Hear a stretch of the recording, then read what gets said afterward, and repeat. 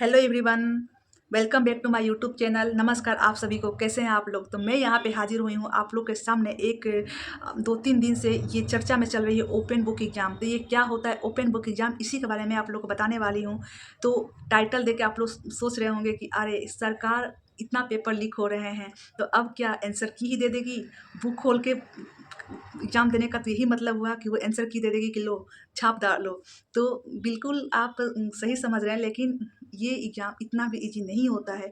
ये close exam से ज़्यादा हार्ड होता है। तो मैं आप लोग को बता दूँ कि इसका ट्रायल, इसका पायलट प्रोजेक्ट नवंबर में गवर्नमेंट करने जा रही है। तो सबसे पहले आप लोगों को क्वेश्चन हुआ कि पायलट प्रोजेक्ट क्या होता है?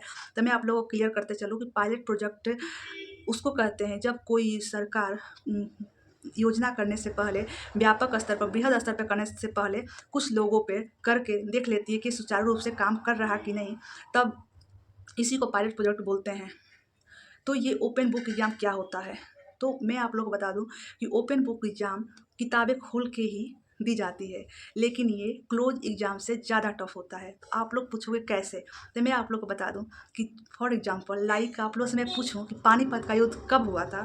पानीपत का युद्ध किसके-किसके बीच हुआ था? तो आप लोग रट्टा मार के बैठे होंगे और बता देंगे, सब कोई बता देगा। लेकिन अगर मैं ये पूछ लूँ कि पानीपत का युद्ध पानीपत में क्यों हुआ था? दिल्ली में ही इतनी गर्मी क्यों पड़ती है और दिल्ली में इतनी सर्दी क्यों पड़ती है? तो फिर आप लोग सोच में पड़ जाओगे। और आप लोग के सामने बुक भी रख दूँ, इस बुक से आप इस बुक बताइए, फिर भी आप लोग को टाइम लगेगा, शायद आप लोग को इसका आंसर भी नहीं मिलेगा।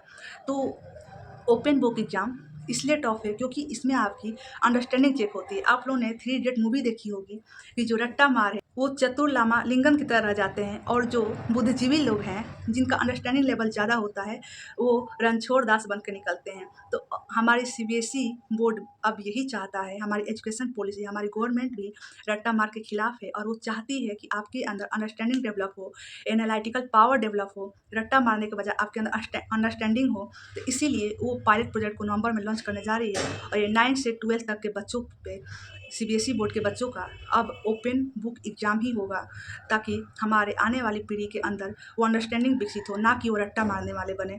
तो ये तो बात हो गई ओपन बुक एग्ज़ाम की, लेकिन इसकी चुनौतियाँ भी है, इसलिए तो ये पायलट प्रोजेक्ट हो रहा है। फॉर एग्ज़ाम्पल लाइक बच्चे ने आंसर तो लिख दिया, लेकिन उसका आंसर यही होगा, इसका सटीक जवाब वही होगा, ये टीचर कैसे करेंगे? उसका क्या बेसिस पे, किस बेसिस पे डिसाइड होगा कि इसका आंसर यही होगा?